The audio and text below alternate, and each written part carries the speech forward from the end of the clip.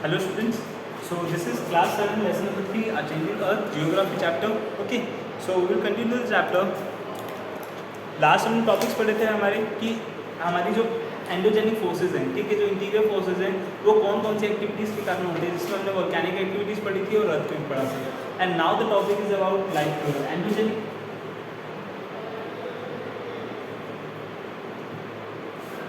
जो एंडोजेनिक हमारी एक्टिविटी होती है, इस एंडोजेनिक एक्टिविटी के कारण बेसिकली क्या क्या चीज़ें होती है. तो दो जोन्स बनते हैं एंडोजेनिक एक्टिविटी के कारण. The first one is subduction zone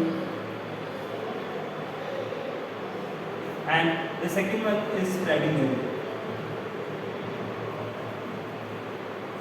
तो बेसिकली सबडक्शन जोन का मीनिंग क्या है? सबडक्शन जोन का मीनिंग होता है कि एक ऐसा जोन जो दो लैंडफॉर्म जब आपस में पास में आई है और एक दूसरे के कारण उसमें फोल्ड एंड फोल्ड आ गया. एक लैंडफॉर्म स्लिप हो गई है थोड़ी सी, एक लैंडफॉर्म ऊपर आ गई, तो ये सबडक्शन जोन होता है.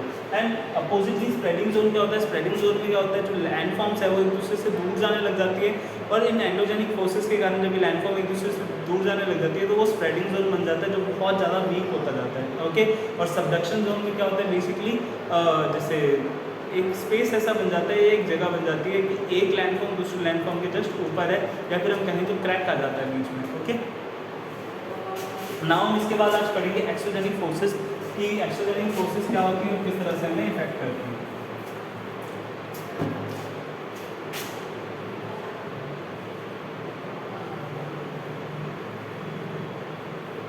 सो बेसिकली एक्सोजेनिक फोर्सेस क्या होती है?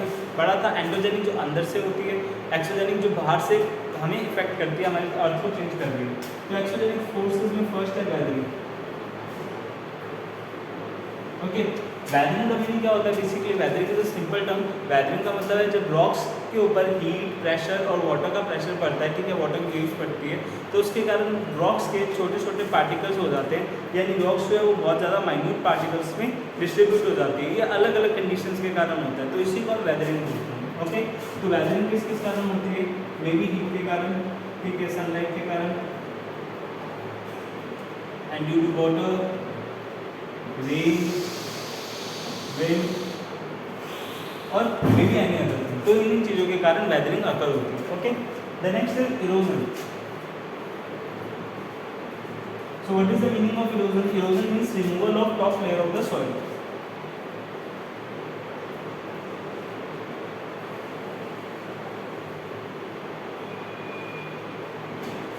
ठीक है, सॉइल की टॉप लेयर का रिमूव हो जाना, सॉइल की टॉप लेयर का हट जाना. ठीक है, तो इसको हम क्या बोलते हैं? बेसिकली इरोजन बोलते हैं. तो ये इरोजन होता है. इरोजन किस कारण होता है? फ्लड्स के कारण या विंड के कारण इरोजन बेसिकली होता है. फ्लड आया तो सॉइल की जो टॉप लेयर है, जो सबसे इंपॉर्टेंट लेयर है, वो हट गई, या फिर जब विंड आया तो विंड के कारण भी सॉइल की जो टॉप लेयर है वो हट गई. ओके, नेक्स्ट आता है हमारा जो प्रोसेस वो है सेडिमेंटेशन. अब देखो, this is very simple. Weathering और इरोजन के कारण जो पार्टिकल्स हटे हैं, जो पार्टिकल्स रिमूव हुए थे अभी, ठीक है, या तो रॉक से रिमूव हुए थे, रॉक भी डिग्रेड होता है, छोटा होता जाता है, या मिट्टी से जो पार्टिकल्स गए थे, अब वो किसी एक जगह पर तो इकट्ठे होंगे. तो बेसिकली जब वो सेडिमेंट्स, उनको हम सेडिमेंट बोलते हैं उन छोटे पार्टिकल्स को, तो जब वो सेडिमेंट्स किसी एक पर्टिकुलर स्पेस पे आके इकट्ठे होते हैं या फिर एक जगह पे आके डिपॉजिट होते हैं, ठीक है, तो उसको हम क्या बोलते हैं? सेडिमेंटेशन का प्रोसेस बोलते हैं. जो सेडिमेंट्स है वो एक साथ, ठीक है, डिपॉजिट हो रहे हैं, तो that is called sedimentation. It is very simple term. Okay, and the last one is, और सेडिमेंटेशन से हमारा रॉक फॉर्मेशन होता है. ओके, जो रॉक्स हैं वो हमारे सेडिमेंटेशन से बनते हैं, जब छोटे छोटे पार्टिकल्स एक साथ मिल जाते हैं तो अलग अलग तरह के हमें रॉक्स देखने को मिलते हैं. ठीक है, and the last one is waterfall. So what is the meaning of waterfall? झरना हम बोलते हैं, ठीक है, पानी बहुत ऊंचाई से और बहुत ज़्यादा स्पीड से, बहुत पावर से नीचे की तरफ जो फॉल करता है, तो that is called waterfall. Waterfall होने से क्या होता है? इतनी प्रेशर के कारण जब रॉक्स पे, क्लिप्स पे वो पानी गिरता है तो उनका भी इरोजन हो जाता है बेसिकली. ओके, सो इस तरह से हमारी जो अर्थ की फॉर्म है चेंज होती है. एक जगह से रॉक्स हटती है, कई जगह से सॉइल हटती है, दूसरी जगह जाके नई लैंडफॉर्म्स या फिर नई रॉक्स बनाती है. ठीक है, और वैसे इसी तरह से कई रॉक्स धीरे धीरे कम होती जाती है और ज़्यादा झरना जो है वो डीप होता जाता है. ठीक है, जो वाटरफॉल होता है हमारा.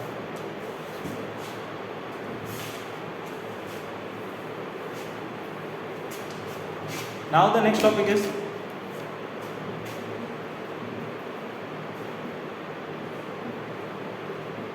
रिवेरियन फीचर्स. रिवेरियन फीचर्स फीचर्स यानी रिवर के जो हमारे फीचर्स हैं, तो रिवर के फीचर्स कौन कौन से होते हैं, यानी रिवर में क्या क्या चेंजेस आते हैं उसमें।